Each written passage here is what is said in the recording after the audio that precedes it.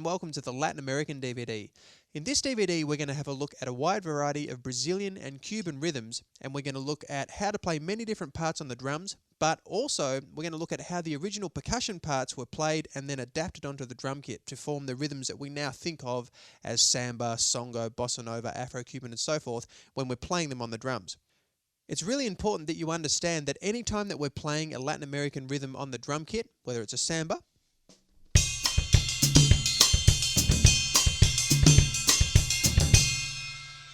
or a 6/8 Afro-Cuban,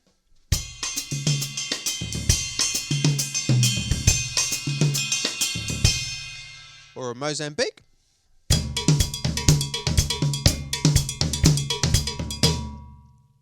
that all of the different sounds that we're using when we play these rhythms are actually individual percussion parts from a Brazilian percussion section. So we're basically doing the work of many different people, up to 4 people. There's only so much we can do. We've only got 4 limbs. So to demonstrate this adaptation from percussion onto the drum kit, I'm going to start out with a cha-cha beat, which as far as the drums are concerned is probably one of the more simple beats to play. We could play an extremely simple cha-cha like this.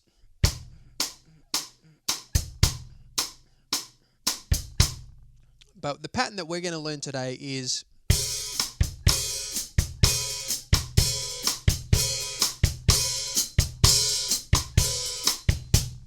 okay, so already, even though I'm really only using 3 limbs, and in a lot of Latin American rhythms you actually use 4 when you're using your left foot as well, but you can see there's already 3 individual voices, 3 individual parts being played. So let's have a look at them.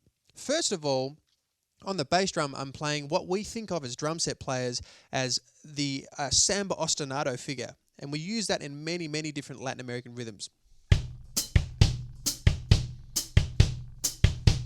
But what we're actually emulating there is a surdo drum part, a low surdo drum part. Okay, surdo drum is a Brazilian drum that is strapped either from the hips or the shoulders, and they range from about 16 inches in diameter all the way up to 26. Now, what we're probably emulating there is the 26 inch, okay, because typically the lowest pitched drum in a Brazilian percussion section plays that repetitive figure. 1, 2, and 3, 4, and 1. But they play it with a large soft mallet, a lot bigger than this. This is just a suspended cymbal mallet. And they play a pattern muting with their left hand and getting an open tone on 2 and 4 with their right hand, like this.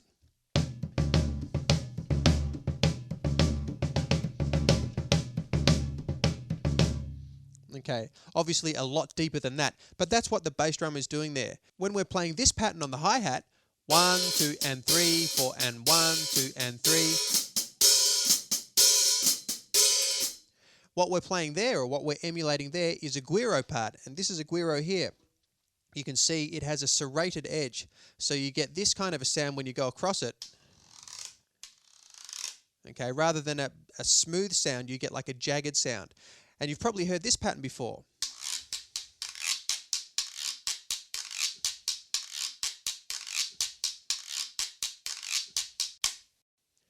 When we play rim tap figures, what we're doing is we're emulating claves, and we're going 1, 2, 1, 2, 3, 1, 2, 1. Okay, there's many different clave rhythms, and we'll get into all of them in a minute. But just to show you what we're emulating there, we're emulating a clave figure, and these are claves, and we'd be playing .